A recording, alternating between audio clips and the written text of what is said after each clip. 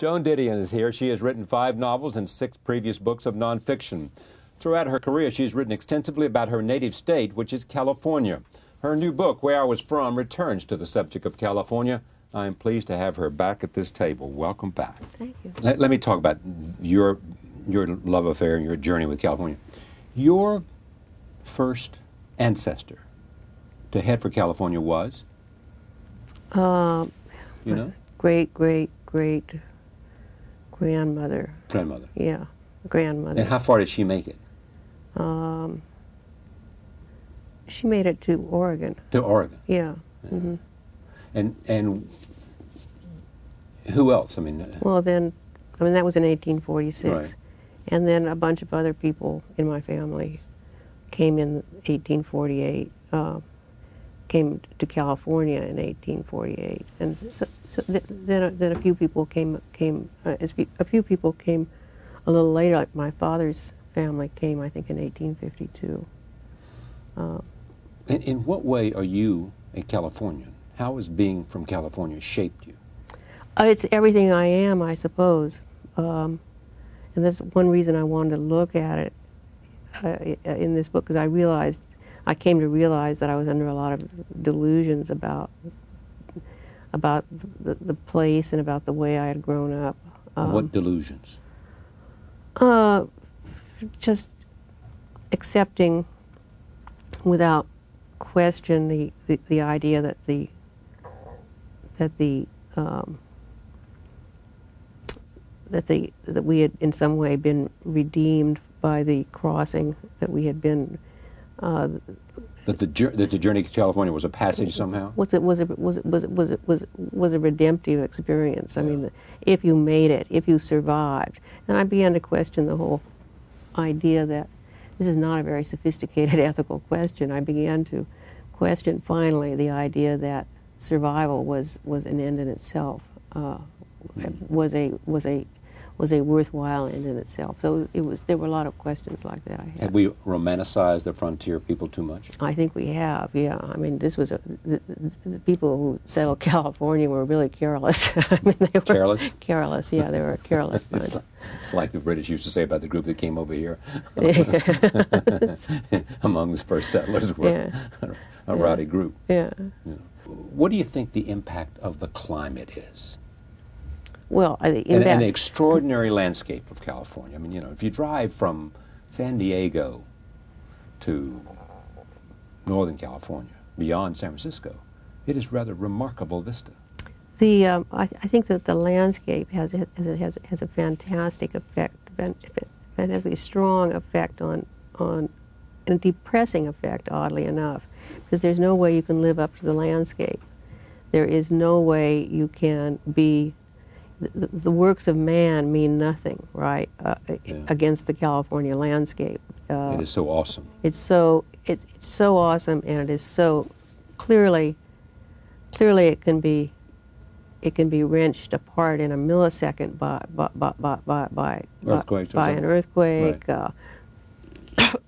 The whole thing is just more than any person can live up to. You've said about writing this book, in some way, the act of writing the book has freed me from this burden I was walking around with. I did, yeah. Burden were you walking around with? Burden of being, not living up to California, not having realized there was this. The burden that you were living with a myth about California? Yeah, there was this semi-mystical feeling that people in California had, was that they had arrived there because they had been redeemed from, and they had to now do something with this. You did not renew your driver's license, did you? I still have a California driver's license. But you're not going to renew it this time?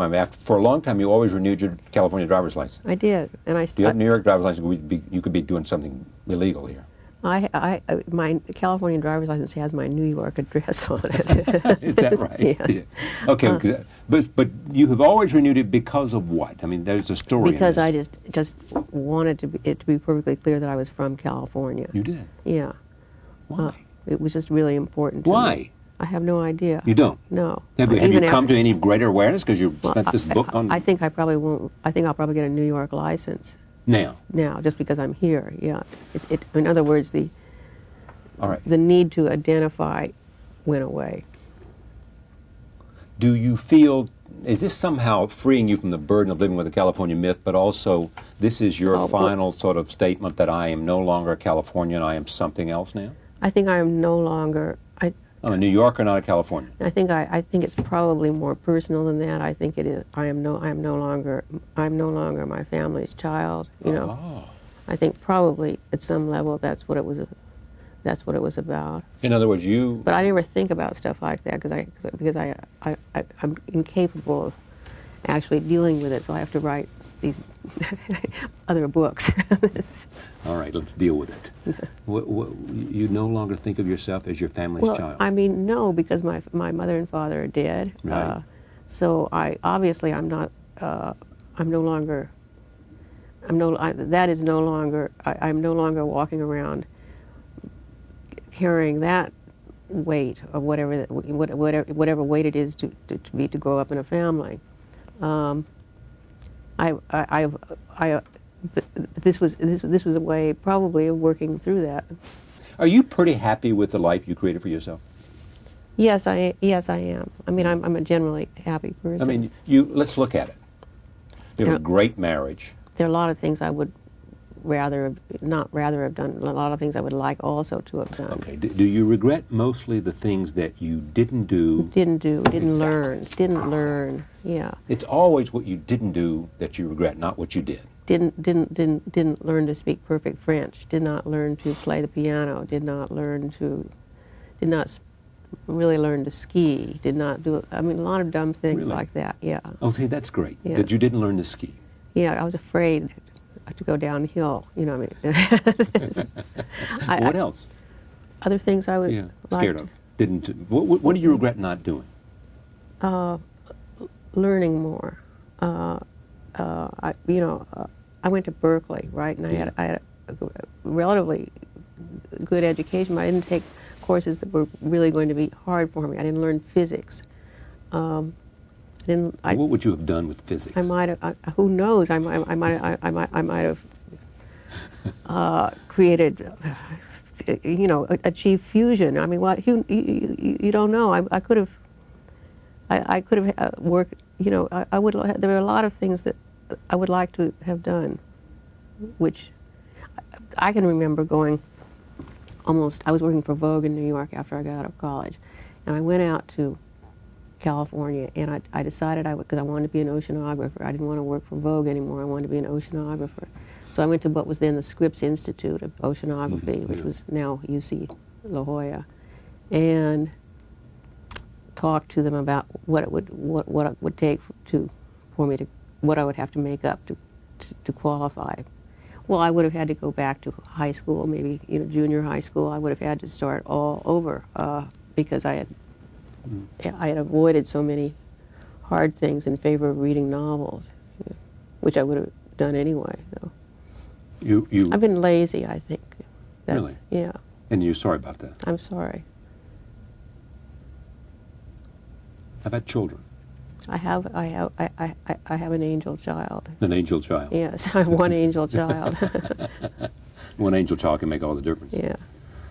Anything that you wish you had done? I mean, have you written the book that you wanted to write? Was there one book that you think? You always want to write a perfect book, you know, and of course no book is ever perfect.